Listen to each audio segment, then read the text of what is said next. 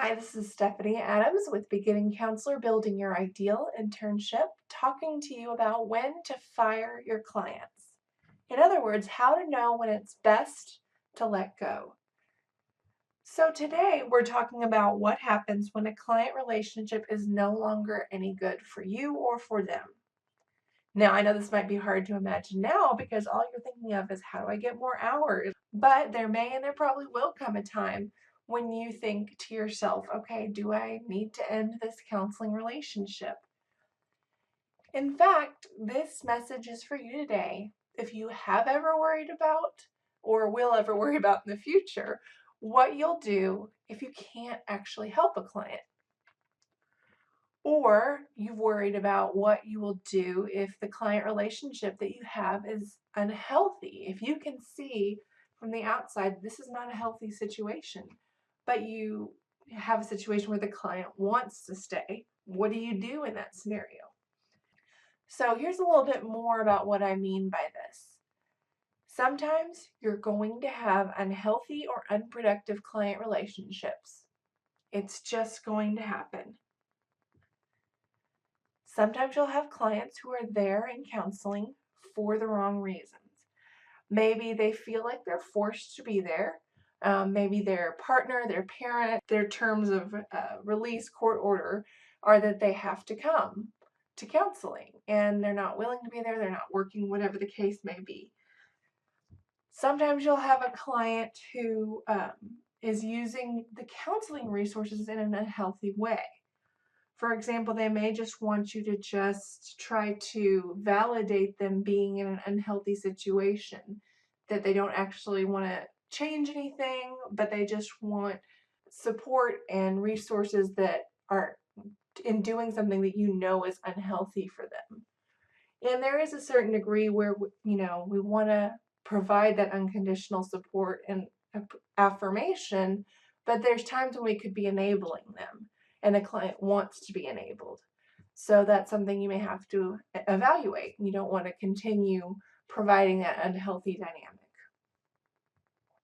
In any case, there may come a time at some point for both your sakes, you know that it's the best for both of you that you need to fire the client.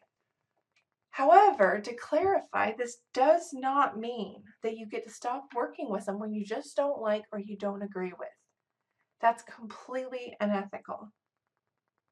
It is absolutely never okay to fire a client due to race, religion, sexual orientation, or any other type of discriminatory reason.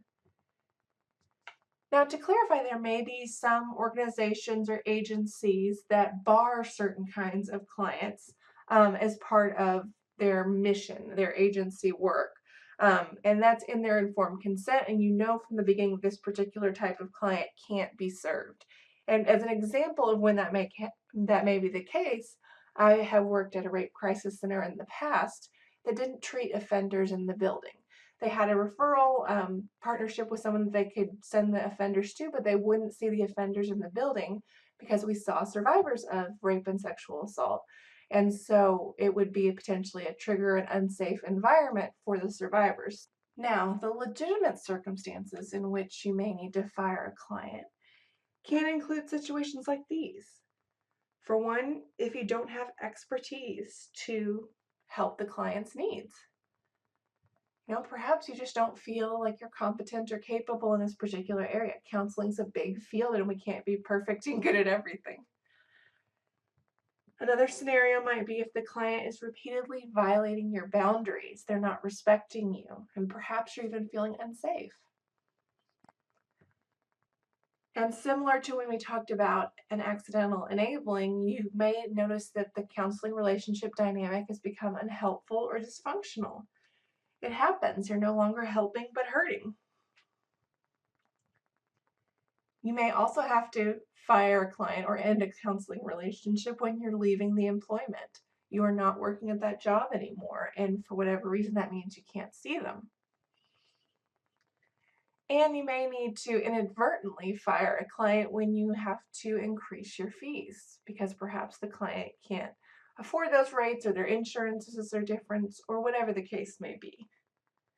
Now, that doesn't mean that that's your first resort in any of these cases, that the first thing you do is you go ahead and fire them, but you may end up getting there at a certain point where you realize, okay, I have to do that. And let's talk about those situations in a little more detail. So the first one, if you don't have the expertise, first question I want you to ask is that their main need? Is the situation where you're not an expert their main need? Because if it isn't, and you have experience in their main needs, sometimes that might be enough.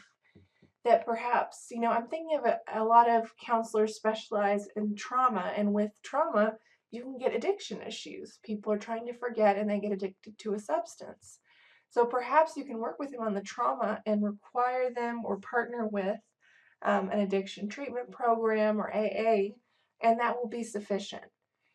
So not having the expertise, in this case in addiction, doesn't mean you necessarily can't help them, especially if it's not their main area. It's just something to balance.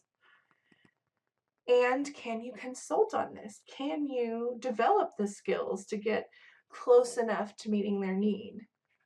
You have to weigh that against the issues that might come from ending the counseling relationship. Is it better or worse? Because sometimes, the potential rejection could outweigh the lack of expertise you perceive you have. Maybe it's better for you to have that relationship with the client maintained. That's why you need to consult to get an outside perspective. You also should evaluate if they have other options. Is there someone out there in the same general price range as you in the general geographic area? So basically, someone else that the client could conceivably go to for help. That could also help them. That could help them better. If there isn't, again, that puts it into a different perspective. Because if you don't have as much expertise as someone else, but there's no one else to go to, then maybe you're the better option than having nothing at all. And of course, as I've been alluding to this whole time, it doesn't do them more harm or more good to switch. Is it a case where they could be better helped by going to someone else with more expertise, or that they would have more harm come to them by ending the relationship? And that's something, again, I always go back to: consult, consult, consult. Ask your supervisor, ask other counselors you respect. What would you recommend in this circumstance? In a situation when a client is violating your boundaries, you may have some sexually inappropriate behavior for a sustained amount of time. Yeah, any client can violate boundaries as a way of dealing with transference to a therapist. We've all learned about things like that. A client may hit on their therapist to distract from therapy, to kind of throw the therapist off and try to take the power back. So there could be more than one reason, but if there's a consistent situation in which you feel unsafe because of inappropriate behavior, you may need to end the relationship. Similarly, testing their rules. While that's not a sexual violation, it's also an extremely important violation of your boundaries. Like perhaps someone doesn't respect your privacy. Ultimately, you feel unsafe and you feel like the client is unsafe in this counseling relationship. You may need to end the relationship. Or when the relationship has become unhealthy for another reason. It potentially could be because of the boundary violations we just discussed. You're feeling unsafe physically, emotionally. The client's just testing you and not actually listening to you or working with you. Or it could just be because it's become stagnant or unhelpful. And I know you, as a newer counselor, you may want to focus on the most scary violations, but honestly, the problem of stagnancy is probably more likely than any of the more extreme, clients showing up at your house ideas that you may picture in your head. Honestly, you can get into a situation where a client gets comfortable with therapy and they've stopped changing, and for whatever reason you're not able to get them past that lump in the road, and that's something you can't continue doing. We're not allowed to persistently overtreat a client, and we're persistently overtreating them if we're no longer helping them.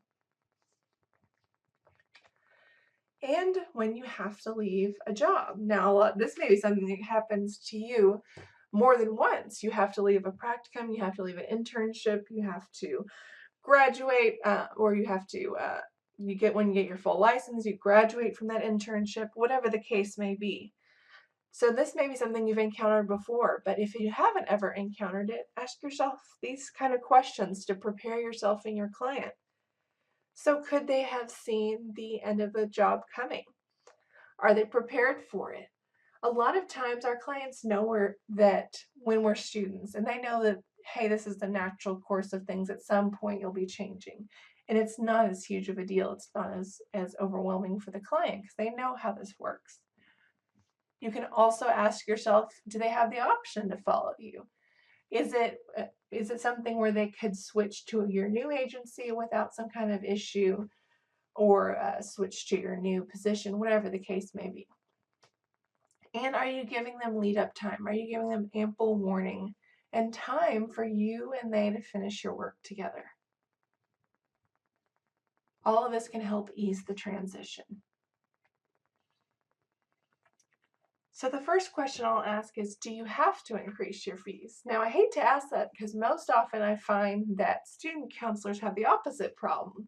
They don't want to increase their fees, and then sometimes they have trouble paying bills or making ends meet. But sometimes you have a situation where you don't know if you're supposed to increase your fees or not. So it's important that you know if you have to and why, and if you should and why. Also think about the timing. Are you giving them plenty of notice? Do they know that this is coming? Do you have some, lead time in there? And what are your alternatives to increasing your fees that might prevent an ending of the counselor-client relationship? I know some of us think that, okay, if we increase the fees for everyone, we have to increase it across the board. And we don't, really. I mean, unless your state has some kind of a clause that says you have to offer the same price to every client, which I don't know of one that does, you don't have to. You can discount based on income, based on, relationships, that, hey, you're going to grandfather some people in with these fees, and then any new clients will be paying your new rate. You may also offer them the option to scale up, like perhaps you incrementally increase the fees and you just add a little bit at a time so it's more manageable. You may give them the alternative of, hey, instead of ending a relationship, how about you try to come every other week at this new rate so that you can still see me, but we're still managing to keep the boundaries appropriate for your new level, whatever the case may be. So that's something you can walk them through when you have to potentially fire a client when increasing your fees. You can give them all these options before taking that next step. Now, so far we've discussed different reasons why you'd have to fire a client. And now we're going to talk about actually doing it.